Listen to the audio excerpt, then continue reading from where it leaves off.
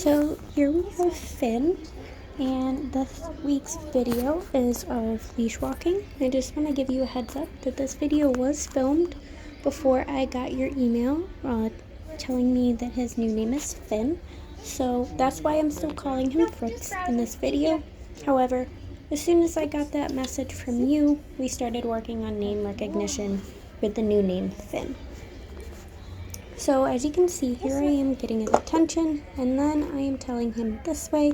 That is the phrase that we use to regain handler focus before we start walking on a leash. And as you can see, he just went to go sniff something. I told him to leave it, waited for that tension to release, and then rewarded when he returned his focus to me. We're only just kind of touching on leave it, but I like to use it and work on it while we're in distracting places with lots of smells and things. So here I'm redirecting Finn to my left side and telling him to sit. It's a hand gesture up for sit, like we talked about before. Here we're just walking about the store, so he's having to take in all of the noises and people moving, carts moving. A very distracting environment. This way. So as you can see, he started to pull away. So I'm just repositioning him by changing my body's position. Let's go. You never want to reposition with the leash or pull a dog on the leash. Good boy. In terms of when they pull ahead. That'll only teach them to continue to pull on the leash and pull harder. Finn does tend to lag behind sometimes when walking.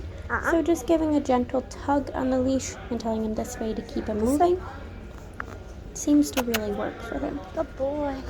So anytime he starts to pull ahead, we're just going to give a little That's kind of a heads up, like, hey, stop what you're doing. And then we are going to change direction once we have his attention and tell him this way. This way. Let's go.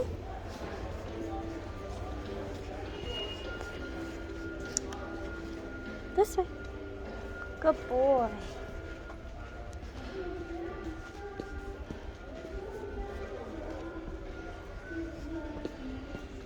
This way. This way.